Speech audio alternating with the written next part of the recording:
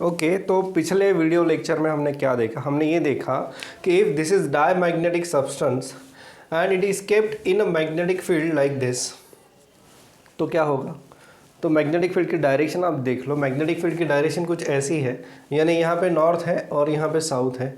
तो diamagnetic substance में क्या होता है, उसमें होता ये है कि the magnetic dipole is generated initially, magnetic moment of diamagnetic substance is zero, magnetic moment of diamagnetic substance is zero. पर ये डायमैग्नेटिक मटेरियल जब आप एक्सटर्नल मैग्नेटिक फील्ड में रखते हो, then there is a magnetic moment produce in the diamagnetic substance in opposite direction. तो ये हो जाता है नॉर्थ और ये हो जाता है south. So due to this north will repel north. Of course ये नॉन यूनिफॉर्म मैग्नेटिक फील्ड चाहिए तब ये रिपल्शन ज़्यादा बेटर रहेगा। अब बढ़ते हैं आगे। नेक्स्ट इज़ कुछ डायग्राम्स और कुछ प्रॉपर्टीज़ एडिशनल उन्होंने बताई है डायमैग्नेटिक सब्सटेंस के लिए ऑन पेज नंबर 258 पे। तो एक प्रॉपर्टी उन्होंने दिखाई है, डायग्राम है 10.6। सो यहाँ पे होता ये है, अब इसी को मैं कंटिन्यू कर रहा हूँ। So these are magnetic field lines which are passing like this and magnetic field lines are also trying to pass through this diamagnetic substance. लेकिन क्या हो रहा है यहाँ पे कि as there is a magnetic moment produce in opposite direction, तो यहाँ इसकी वजह से, इस मैग्नेटिक मोमेंट की वजह से जो फील्ड लाइंस है वो यहाँ से आने फील्ड लाइंस को रिपेल करेगी। यहाँ से फील्ड लाइंस ऐसी जा रही है, यहाँ से ये आ रही है, सो field lines will move like this, यानी इसके अंदर जो नंबर ऑफ फील्ड लाइंस है वो ऑलमोस्ट ज़ीरो है, ऐसा हम बोल सकते हैं। यानी नंबर ऑफ, मैं ये बोल सकता हूँ कि no field lines are passing through diamagnetic substance. और ऐसा क्यों होता है, because there is a magnetic moment produce in the diamagnetic substance in opposite direction. उसकी वजह से होता ये है कि ये डायरेक्शन में मैग्नेटिक मोमेंट प्रोड्यूस हुआ है, तो उसकी वजह से मैग्नेटिक फील्ड लाइंस ऐसी रहेंगी। तो ये मैग्नेटिक फील्ड लाइंस, ये बाहर की मैग्नेटिक फील्ड लाइंस को रिपेल करती है, या फिर हम बोल सकते हैं कि नलीफाई करती है, और उसकी वजह से there is no magnetic field line passing through the diamagnetic substance. ये ऐसी एक डायग्राम आपको दिखाई देगी पेज नंबर 258 पे, और फिगर है 11.6। उसके बाद जो उन्होंने डिस्कस किया है that is regarding properties of diamagnetic substance. तो प्रॉपर्टीज़ ऑफ डायमैग्नेटिक सब्सटेंस में वो ये कह रहे हैं कि if a diamagnetic substance is kept in a non uniform magnetic field, तो रिपेल होता है वो। तो रिपेल होता तो क्या हुआ, अगर वो रिपेल होता है in that case it will move from stronger magnetic field to weaker part of magnetic field. It will move from stronger part of magnetic field to weaker part of magnetic field. ये होता है जब diamagnetic substance आप एक non uniform magnetic field में रखते हो। Next जो प्रॉपर्टी यहाँ पे मेंशन की गई है,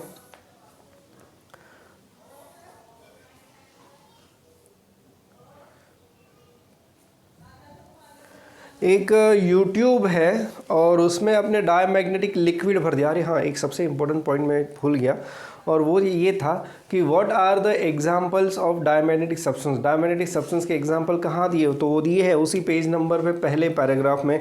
और कुछ एग्जांपल्स मैं आपको पढ़ के बता देता हूँ। They are copper, gold, metal, bismuth and many metals. तो कौन से मेटल है, लीड, सिलिकॉन, ग्लास, अच्छा ये मेटल्स नहीं है, lead, silicon, glass, water, would, plastic, etc.. तो ये जो एग्जांपल्स उन्होंने दिए हैं डायमैग्नेटिक सब्सटेंस के, ये आपको याद रखने पड़ेंगे।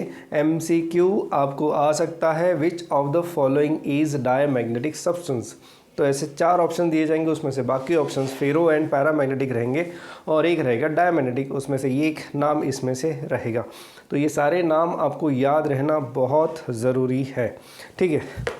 तो ये एक बहुत ही इंपॉर्टेंट पॉइंट है, इसे आपको याद रखना है। Feed in U tube and one hour you place in external magnet then liquid in push.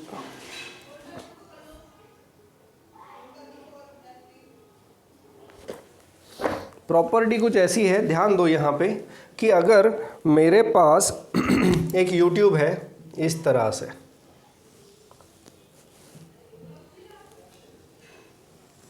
and in this YouTube I am adding a diamagnetic liquid,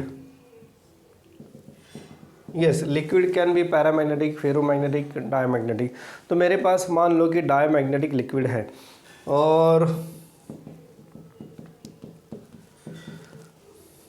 और ये जो है एक आर्म जो है, इस यूट्यूब का एक आर्म जो है मैंने मैग्नेटिक फील्ड में रखा। एक आर्म जो है यहाँ तक लिक्विड है, ये लिक्विड भरने के बाद मैंने एक आर्म जो है वो मैंने मैग्नेटिक फील्ड में रखा। तो क्या होगा, अब होगा ये कि the liquid will try to move from stronger part to weaker. तो यहाँ से लिक्विड लेवल जो है वो कम हो जाएगी और यहाँ से लिक्विड लेवल बढ़ेगी। So there will be difference in liquid level. तो यहाँ से कम लिक्विड आपको, it will try to have minimum space in this magnetic field. ये लिक्विड जो है वो यहाँ से नीचे आ जाएगा और ज़्यादा से ज़्यादा लिक्विड यहाँ से ऊपर तक जाएगा।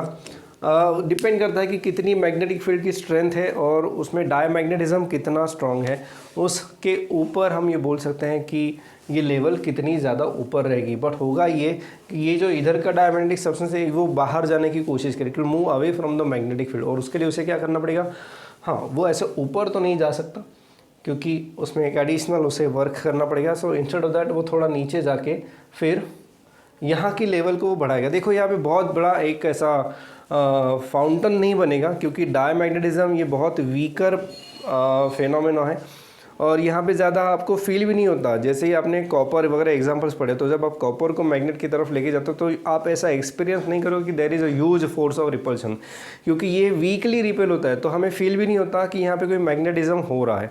तो वही उसी प्रकार से यहाँ पर भी एकदम से लिक्विड बाहर नहीं जाएगा यहाँ से या फिर यहाँ से। हाँ, थोड़ा बहुत लेवल में डिफरेंस होगा because this liquid will try to move away from the magnetic field. ये एक प्रॉपर्टी यहाँ पे उन्होंने डिस्कस कर ली है। उसके बाद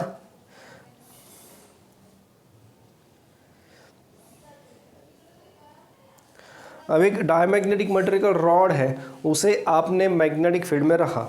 चलो, अब ये एक मैग्नेटिक फील्ड है, यहाँ पे है नॉर्थ और यहाँ पे है आपका साउथ, और इसमें आपने अगर रॉड रखा है तो क्या हो जाएगा, दिस रॉड, ये डायमैग्नेटिक मटेरियल का रॉड है और इसको हमने सस्पेंड कर दिया है फ्रॉम द रिजिड सपोर्ट। तो होगा ये कि there will be opposite magnetic moment induced in this diamagnetic material. So this will be north and this will be south. अब क्या होगा, अब ये जो एंगल है, ये मैग्नेटिक फील्ड ऐसा है और मैग्नेटिक मोमेंट ऐसा है। सो हमें पता है कि it will try to have, अब ये जो एंगल है ये है 180। सो 180 पोजीशन में पोटेंशियल एनर्जी आपकी मैक्सिमम रहेगी। So this rod will try to have minimise that potential energy. तो वो मिनिमम कब होगी पोटेंशियल एनर्जी, जब ये rod perpendicular to the magnetic field रहेगा। यानी ये अगर नॉर्थ है, ये नॉर्थ साउथ है, तो वो जो रॉड है वो थोड़ा ऐसे टर्न होगा टूवर्ड्स यू, ऐसा। सो उसकी वजह से क्या हो जाएगा, the potential energy in that rod will be minimum, और वो ज़्यादा से ज़्यादा दूर रहेगा, यानी उस रॉड का मैक्सिमम पोर्शन जो है वो उस मैग्नेटिक फील्ड से दूर रहेगा। और ये एक्सपेरिमेंटली प्रूव्ड कंक्लूजन है, तो ये कंफर्म है। तो ये कोई ऐसा इसकी तरह नहीं है, ये भी एक्सपेरिमेंटली प्रूव्ड ही कंक्लूजन है। तो ये सारे चीज़ें कंफर्म की गई है और बाद में आपको बताई गई है। नेक्स्ट है प्रॉपर्टी, नहीं बस इतनी ही है। तो यही कुछ पॉइंट्स यहाँ पे डायमैग्नेटिक सब्सटेंस के लिए बताए हैं। देखो डायमैग्नेटिक में होता क्या है, जो इलेक्ट्रॉन्स का मैंने अभी आपको डिस्कशन बताया था वो हम बाद में फिर से एक बार अगर समय मिला तो करेंगे, ज़रूर करेंगे। बेसिकली समय मिला तो नहीं, हमें करना ही पड़ेगा। एंड उसमें भी हमें क्या करना पड़ेगा कि लेंज लॉ पहले देखना पड़ेगा, that you will study in electromagnetic induction. एक बार वो हो गया तो हम इसको एक बार फिर से रिवाइज कर सकते हैं। Just the phenomena of diamagnetism, वही थोड़ा बहुत इंपॉर्टेंट है, शायद हो सकता है उसके ऊपर क्वेश्चन आ सकते हैं। और दूसरा सबसे इम्पोर्टेंट पार्ट है वो है कि what are the examples of diamagnetic substance, तो वो नाम आपको याद चाहिए। तीसरा इंपॉर्टेंट पॉइंट है what are the properties of diamagnetic substance. तो ये एक है कि इसमें से जो मैग्नेटिक फील्ड लाइन्स है वो इसमें से पास नहीं होगी, magnetic field lines will move away from the diamagnetic substance. फिर एक ये यूट्यूब वाली प्रॉपर्टी हमने देख ली और एक ये रॉड वाली प्रॉपर्टी। तो these are the properties of diamagnetic substance. तो ये पूछा जा सकता है कि how will you verify whether the given rod to you is diamagnetic और नॉट। तो ये एक्सपेरिमेंट के ज़रिए आप उन्हें ये बता सकते हो। तो ये भी एक इम्पॉर्टेंट पॉइंट था। तो डायमैग्नेटिज्म मैंने ख़त्म कर लिया। देखो सुपर कंडक्टर्स का एक पार्ट पहले भी हमने देखा था, यहाँ पे और दिया भी है। But superconductors are the materials which are having all paired electrons. Superconductors में कभी भी अनपेयर्ड इलेक्ट्रॉन आपको नहीं मिलेगा। And whenever the element is having all paired electrons, in that case there is a highest possibility that it will act as diamagnetic substance। बढ़ते हैं आगे towards paramagnetic substance। अब हम बात करते हैं पैरामैग्नेटिज्म। तो जब हमने डायमैग्नेटिज्म शुरू किया उससे पहले हमने देखा कि हर एक इलेक्ट्रॉन का अपना अपना एक मैग्नेटिक मोमेंट बन जाता है, because it is revolving around the nucleus. It is revolving, that mean there is a current, and current की वजह से मैग्नेटिक फील्ड बन जाता है। तो अब डायमैग्नेटिज्म में प्रॉब्लम क्या था कि उसमें सारे के सारे इलेक्ट्रॉन्स पेयर्ड रहेंगे। तो पेयर्ड इलेक्ट्रॉन्स रहेंगे तो एक इलेक्ट्रॉन दूसरे पेयर वाले एक इलेक्ट्रॉन उसके साथ वाले इलेक्ट्रॉन के साथ मैग्नेटिक मोमेंट को कैंसिल कर देता, क्योंकि दोनों का मैग्नेटिक मोमेंट अपोजिट डायरेक्शन में रहेगा। अब पैरामैग्नेटिक सब्सटेंस क्या रहते हैं कि उनमें कम से कम एक इलेक्ट्रॉन ऐसा रहता है कि जो पेयर्ड नहीं है, that mean they have one unpaired electron. तो उसकी वजह से each atom is having net magnetic moment. Each atom is having net magnetic moment. देखो ये अनपेयर्ड इलेक्ट्रॉन जो है ना वो सिर्फ वैलेंस ऑर्बिट में रहेगा, और अंदर वाली जितनी भी ऑर्बिट्स है ना उन सब में पेयर्ड इलेक्ट्रॉन्स रहेंगे। तो उसकी वजह से अंदर वाले जितने भी इलेक्ट्रॉन्स हैं उन सबका मैग्नेटिक मोमेंट कैंसिल हो जाएगा। बचा एक इलेक्ट्रॉन जो वैलेंस ऑर्बिट में है, उसका मैग्नेटिक मोमेंट कैंसिल करने वाला कोई नहीं है। तो एटम का मैग्नेटिक मोमेंट जो रहता है वो उस इलेक्ट्रॉन का ही मैग्नेटिक मोमेंट रहता है। So that means we can say कि each atom is acting as a tiny magnet. अब ये जो एटम्स है एक पर्टिकुलर सॉलिड में, तो अगर ये पैरामैग्नेटिक सब्सटेंस है तो ये एटम जो है वो रैंडमली ओरिएंटेड रहते हैं, और उसके कारण the net magnetic moment of the substance is zero. Paramagnetic substance का क्या रहता है कि this atoms are randomly oriented, तो सबका मैग्नेटिक मोमेंट भी है वो अलग अलग डायरेक्शन में रहता है, एंड एज अ रिजल्टेंट जो मैग्नेटिक मोमेंट रहेगा वो ज़ीरो रहेगा।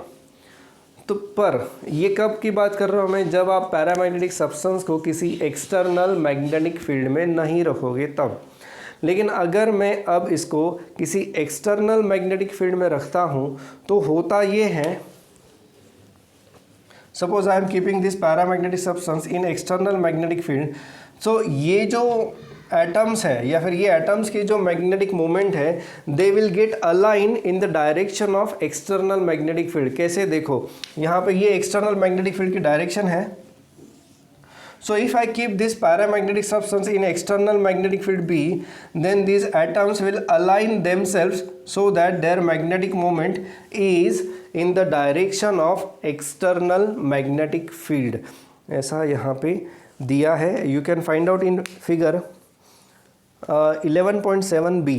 अब उसमें देखो क्या दिखा है, बेसिकली कुछ एटम्स का जो मैग्नेटिक मोमेंट है ना वो अलाइन नहीं है, लेकिन कुछ एटम का मैग्नेटिक मोमेंट जो है it is align in the direction of external magnetic field. ऐसा क्यों, वो ये कहना चाहते हैं कि यहाँ पे मैग्नेटिक फील्ड स्ट्रॉन्ग नहीं है।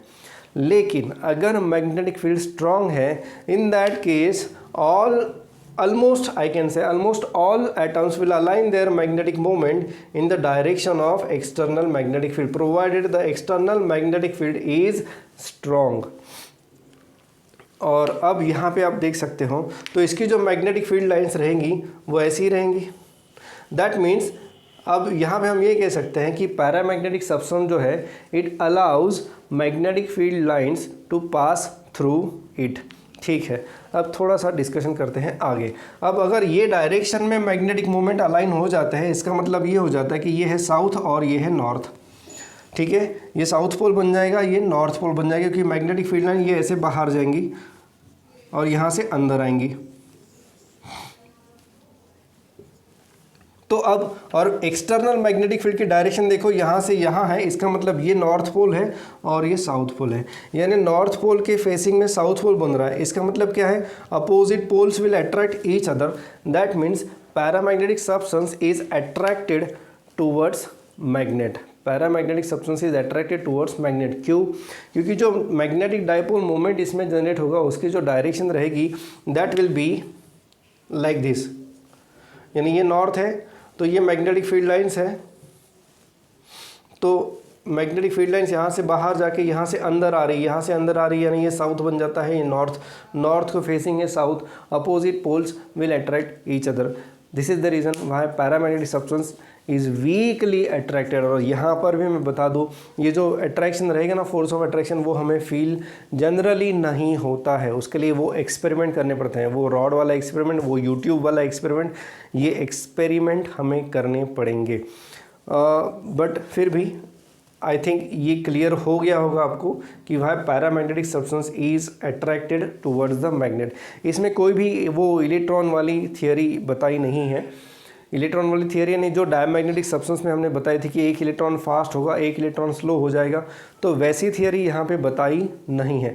एक सिंपल थियोरी यहाँ पे प्रेजेंट की है, और वो थियोरी कुछ ऐसी है कि अगर एटम में एक अनपेयर्ड इलेक्ट्रॉन है तो वो अनपेयर्ड इलेक्ट्रॉन का मैग्नेटिक मोमेंट कैंसिल करने के लिए दूसरा इलेक्ट्रॉन उसके पास नहीं है। That means each atom is having some magnetic moment with it, each atom is acting as a tiny magnet. तो ये मैग्नेट्स मैंने यहाँ पे दिखाया। और जब आप ये सब्सटेंस एक्सटर्नल मैग्नेटिक फील्ड में रखते हो, so the atoms aligns themself in the direction of external magnetic field, जिसकी वजह से यहाँ पे एक पोलैरिटी जनरेट हो जाती है, साउथ एंड नॉर्थ। अब ये नॉर्थ ये साउथ को अट्रैक्ट करता है, and this is the reason why paramagnetic substance is attracted by the magnet. ये यहाँ पे थियोरी उन्होंने बताई है। फिगर 11.8 जो यहाँ पे दिखाई है उसमें भी वो यही बताना चाहते हैं कि magnetic maximum field lines will try to pass through paramagnetic substance. Maximum बोलना भी थोड़ा सा गलत रहेगा, बट हम बोल सकते हैं कि some field lines will now pass through the paramagnetic substance, क्योंकि जब मैं मैक्सिमम की बात करता हूँ यानी मैं बात कर रहा हूँ फेरोमैग्नेटिक सब्सटेंस जो हम आगे चल के देखने वाले हैं। तो यहाँ पे कुछ डिस्कशन ऐसा उन्होंने किया है। अब कुछ एग्जांपल्स उन्होंने दिए हैं कि नहीं, लेट मी सी कुछ एग्जांपल्स इसमें है कि नहीं।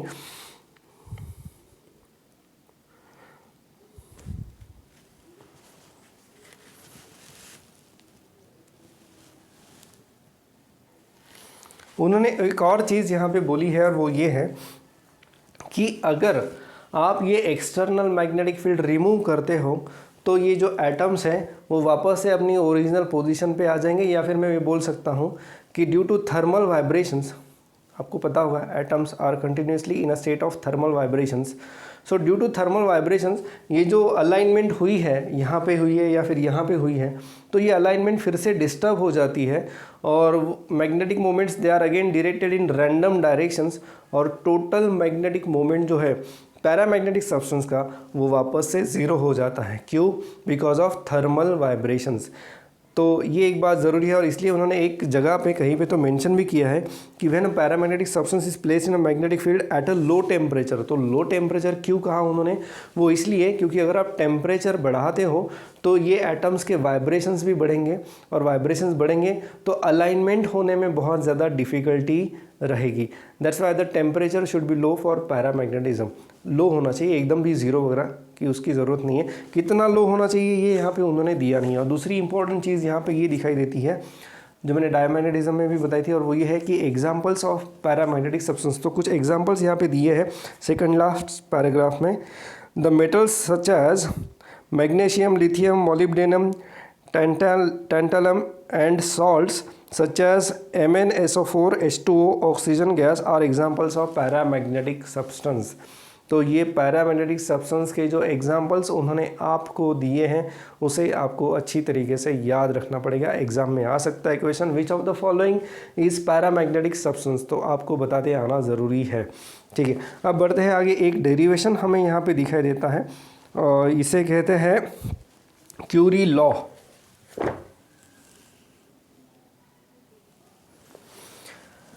अभी भी पैरामैग्नेटिज्म हम डिस्कस कर रहे हैं, तो पेरी क्यूरी उन्होंने ये कहा था कि उन्होंने एक पैरामैग्नेटिज्म के लिए एक लॉ रखा था, और उन्होंने ये कहा था कि ये जो पैरामैग्नेटिक सब्सटेंस का मैग्नेटाइजेशन हो रहा है, या फिर हम बोल सकते हैं कि जो नेट मैग्नेटिक मोमेंट जनरेट हो रहा है, मैग्नेटाइजेशन यानी क्या, net magnetic moment upon volume. तो वॉल्यूम अगर सब्सटेंस अगर सेम है तो वॉल्यूम भी सेम रहेगा। सो उन्होंने ये कहा था कि नेट मैग्नेटाइजेशन जो यहाँ पे बनेगा that is directly proportional to external magnetic field and inversely proportional to the absolute temperature. ये अभी हमने थोड़ी देर पहले देखा भी था कि अगर मैग्नेटिक फील्ड स्ट्रॉन्ग है तो सारे के सारे एटम्स एक ही डायरेक्शन में अलाइन होंगे, that is in the direction of external magnetic field. लेकिन अगर मैग्नेटिक फील्ड वीक है तो most of the atoms align होंगे बट कुछ एटम्स अलाइन नहीं होंगे, क्योंकि एक्सटर्नल मैग्नेटिक फील्ड जो है वो ज़्यादा स्ट्रॉन्ग नहीं है। यानी ये मैग्नेटाइजेशन जो है वो डिपेंड करता है कि एक्सटर्नल मैग्नेटिक फील्ड स्ट्रॉन्ग है या वीक है। एक और पॉइंट है, अगर टेम्परेचर बढ़ा दिया तो टेम्परेचर बढ़ाने से क्या हो जाएगा, एटम्स के वाइब्रेशंस बढ़ेंगे तो अलाइनमेंट आपको कम मिलेंगी, क्योंकि बहुत ज़्यादा डिस्टर्बेंस वहाँ पे होगा। डिस्टर्बेंस क्यों होगा, it is because of continuous vibrations of atoms. तो यहाँ पे अलाइनमेंट मिनिमम रहेगी, टेम्परेचर ज़्यादा तो अलाइनमेंट मिनिमम, और अगर अलाइनमेंट मिनिमम है तो मैग्नेटिक मोमेंट जो जनरेट होगा वो भी मिनिमम रहेगा। यानी टेम्परेचर ज़्यादा तो मैग्नेटाइजेशन कम, और इसीलिए ये जो स्टेटमेंट रखी गई है इसे कहते हैं क्यूरी लॉ। तो क्यूरी लॉ क्या कहता है, वो ये कहता है कि the magnetization of paramagnetic substance is directly proportional to external magnetic field and it is inversely proportional to the absolute temperature। तो जो मैथमेटिकल फॉर्म में अगर हम लिखना चाहें, सो m is proportional to magnetic field and it is inversely proportional to temperature। so m is equal to c b upon t, where c is known as, कुछ लिखा है यहाँ पे, हम यहाँ पे बोल देते हैं इसको कि it is a constant of proportionality. लेकिन अब थोड़ी देर पहले यानी इससे प्रीवियस जो वीडियो लेक्चर बना था उसमें एक डेरिवेशन हमने देखा था, और उस डेरिवेशन में हमने magnetic field induction and magnetic field intensity में एक रिलेशन बनाया था, और वो रिलेशन क्या था, B is equal to mu zero H. B is equal to mu zero H. तो ये वाला B जो है उसकी जगह पे मैं म्यू ज़ीरो एच यहाँ पे सब्सटीट्यूट कर दूँ तो मुझे मिलता है MC mu zero H upon T। अब आपको उस डेरिवेशन में एक और स्टेप पता होगी, दैट इज़, अब मैं पहले क्या करता हूँ, ये H को इधर लेके जाता हूँ। सो M अपॉन H, और M upon H is nothing but susceptibility of that substance which is equal to X। ये है ससेप्टिबिलिटी जिसको हमने कहा था it may be called as chi या फिर chi, is equal to C mu zero upon T। C mu zero upon T। ये step आपको दिखाई दे रही होगी, पेज नंबर है आपका 259, and this susceptibility is also equal to mu minus 1 C mu zero by T, where this mu, ये mu क्या है आपका, mu is basically it is called as relative permeability. Mu R हमें मिला था x plus 1, इसको हमने कहा था relative permeability. So x is equal to mu R minus 1 which is C mu zero upon T, and उसी की वजह से अब ठीक है, ये तो एक एडिशनल उन्होंने बता दिया यहाँ पे, बट बेसिक क्या है, C is equal to x यानी susceptibility is equal to C mu zero upon T। C is constant, mu zero is also constant, it is permeability of free space. तो यहाँ पे हम बोल सकते हैं कि susceptibility is inversely proportional to temperature. Susceptibility is inversely proportional to temperature. तो जितना ज़्यादा टेम्परेचर रहेगा ससेप्टिबिलिटी उतनी कम रहेगी। अब इसका क्या मतलब है, थोड़ा सा ध्यान से सुनो। टेम्परेचर अगर ज़्यादा रहेगा, आपने पैरामैग्नेटिक सब्सटेंस को एक्सटर्नल मैग्नेटिक फील्ड में रखा है, अगर आपका टेम्परेचर ज़्यादा है तो वहाँ पे एटम्स या फिर मॉलिक्यूल्स के वाइब्रेशंस ज़्यादा होंगे, तो अलाइनमेंट कम रहेगी। अलाइनमेंट कम होगी यानी एक्सटर्नल मैग्नेटिक फील्ड का कुछ खास असर आपके पैरामैग्नेटिक सब्सटेंस पे नहीं बनेगा, यानी it is not susceptible to the external magnetic field. ये इसका मतलब हो रहा है। So susceptibility is inversely proportional to temperature. और कोई स्टेटमेंट यहाँ पे है, ठीक है। तो जो अभी मैंने बताया है वही यहाँ पे दिया है लगभग। तो आई होप ये डेरिवेशन क्लियर हो गया होगा। लास्ट सिलेबस में बस ये एक इक्वेशन दिया था और ये डेरिवेशन नहीं था। डेरिवेशन कुछ खास है नहीं, वैसे बहुत ही सिंपल है, बट ये पूछा जा सकता है कि show that susceptibility of paramagnetic substance is inversely proportional to temperature. So this can be asked for 2 marks. तो ये डेरिवेशन जो है वो अच्छे से प्रिपेयर करो. जब भी डेरिवेशन की शुरुआत करोगे या फिर कहीं ना कहीं बीच में डेरिवेशन में what is the meaning of these symbols ये भी आपको लिखना पड़ेगा. अगर आप यहाँ पे जैसे ये लिखते हो, so what is this? So you should mention this is equal to susceptibility of the material. ये अच्छी तरह से याद रखो. अब बढ़ते हैं नेक्स्ट टॉपिक के ऊपर, दैट इज़ मैग्नेटिज्म. बहुत ही छोटा इंट्रोडक्शन में इसका मैं यहाँ पे दे देता हूँ, बाकी हम नेक्स्ट वीडियो लेक्चर में करेंगे. So what is ferromagnetism?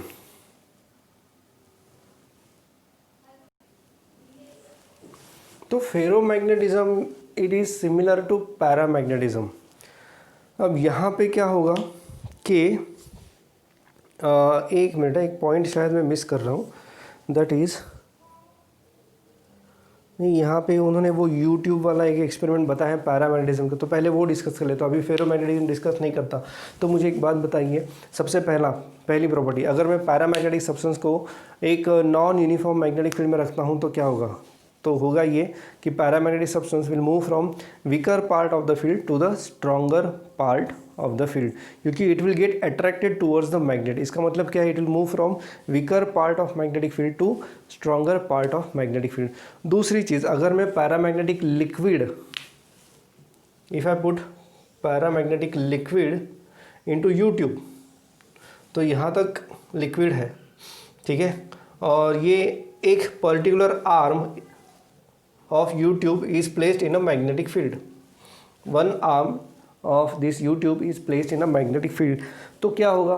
तो होगा ये कि as it is attracted towards the magnet, so maximum liquid will try to come closer, rather it will try to come in the magnetic field. तो magnetic field ये ऐसा है, so maximum liquid will try to come in the liquid, और उसकी वजह से इधर वाले लिक्विड की या फिर ये वाले आर्म में लिक्विड की साइज़, लिक्विड की लेवल बढ़ेगी और यहाँ पे लिक्विड की लेवल जो है वो कम हो जाएगी.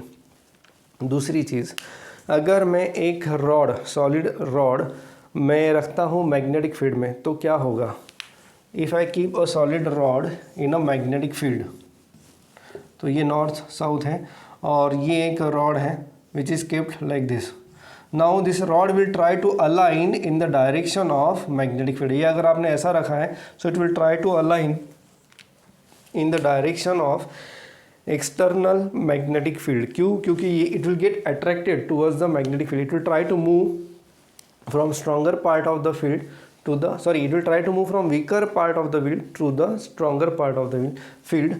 तो अगर वो रॉड ऐसे परपेंडिकुलर रखा है, सो वो पैरेलल हो जाएगा मैग्नेटिक फील्ड को.